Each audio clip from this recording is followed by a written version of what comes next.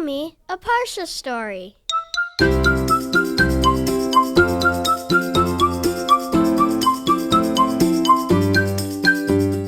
Welcome to Parsha House. Spike was a porcupine.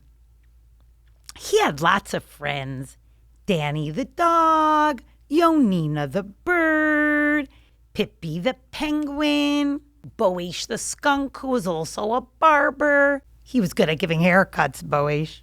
Spike and his buddies liked to play together, but Spike sometimes wasn't able to play with his friends because, for example, one day they said, let's play punch ball. And when Spike went to punch the little ball before running to first base, pop! The whole ball exploded. Or sometimes when they wanted to play jump rope together, Spike would try to hold the jump rope, and his quills, when holding it, would end up making holes in the jump rope. Spike was getting annoyed at his quills, and when he would come home from school, he would say, Mom, Dad, I wish I didn't have quills. They just get in the way, and they're so annoying. And today in school, when my friend Moshe was feeling sad, I tried to go over and give him a little hug, and he said, ouch, ouch. Ouch. And instead of being able to give him a hug, I hurt him. I wish I didn't have these quills. Spike's mom and dad said, Spike, we can understand that you're feeling a little upset about those quills, but there's a reason why you have them. Let's try to work on it and figure it out. There's a reason why Hashem created you with quills. Spike wasn't convinced. They were just getting in the way. How can I get rid of my quills? How can I get rid of my quills? Spike was thinking about this thought all day. At recess, on the way home from school, it was just taking over his whole head. How can I get rid of my quills? Yonina the bird was hosting a special Hanukkah party and sent out invitations to all the animals in the class. And when Spike got his invitation and read that the next week on Sunday night at 7 p.m., there was going to be a class party, Spike decided, that's it. I am getting a buzz cut. The barber Boesh will help. I need these quills removed. I can't go to the party with them. No one's going to want to stand next to me because I might hurt them. Nobody's going to want to eat with me because I might poke them. And when they have the dancing game, nobody's going to even want to dance next to me because of all my quills. I'm getting a cut, a buzz cut. Mom, Dad, please, could I go to the barber? Please. Well, Spike, we do not think it's a good idea for you to remove your quills. There's a reason why you have them. Please. It really seems, Spike, like you're determined to see what life would be like without quills. We don't recommend it, but if you really want to, maybe you'll even miss them afterwards and then appreciate why you had them. Go ahead. You have our permission. And so Spike walked to the barber shop and he asked his friend Boesh the barber to please cut off all of his quills. I'd like a buzz cut, please. I have a party coming up in a week, and I'd like to be able to just not be the old me. I want to be like everybody else. And so Boesh the barber got right to work. Buzz,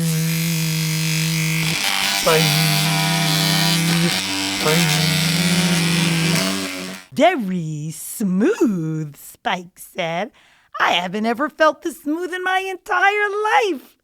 This is awesome. And I can hardly wait to go to Yonina's party. I'm going to be able to play with everybody. I'm going to be able to eat more easily and dance more easily and play the different games more easily. This is going to be great. It's the new me, Smooth Spike. Here I come. A few days later, when Spike was getting ready to go to the party, Spike couldn't help looking in the mirror again and again and again. You know the way sometimes you look in the mirror a little bit too much when you're feeling really, really handsome or really, really pretty? Well, Spike had that look.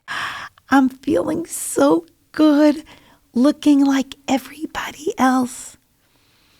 He walked around the room, took some food, and the friends were chatting together when suddenly the music came on and the friends said, "It's time to dance."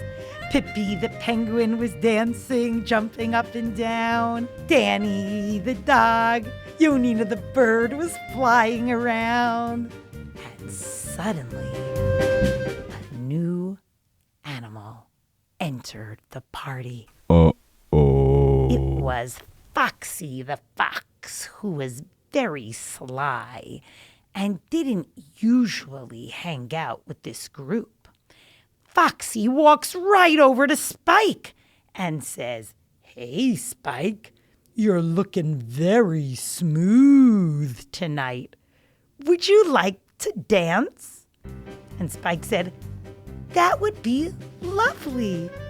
Spike's thinking, I'm so excited. People want to dance with me because I don't have all those quills anymore. I'm not going to hurt them. Foxy picks up Spike and says, "Spike, and now for our very first dance move of the evening." He moves Spike close to his mouth and says, "Gulp," and opens his mouth and is holding Spike on his tongue between his cheeks with his mouth closed. Spike is thinking, "Help, help, help. I can't believe this happened. I can't believe I got that buzz cut. I need to protect myself." Spike was feeling around very, very quickly and felt one area where one of his quills started growing back.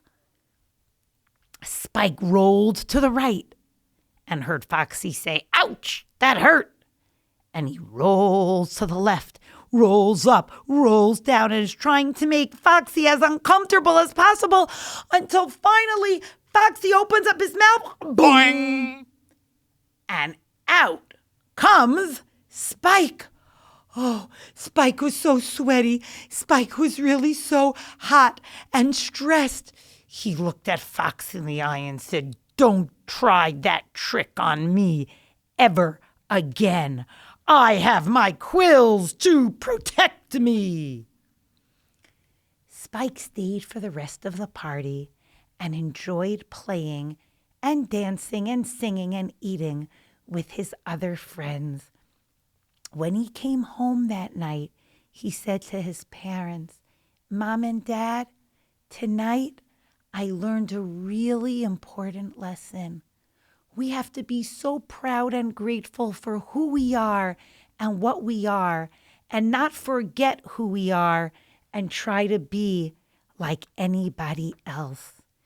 In this week's Parsha, Yosef is down in Mitzrayim, and many of the people that were in Mitzrayim didn't behave in the way that Yosef was raised by his parents with proper morals and values.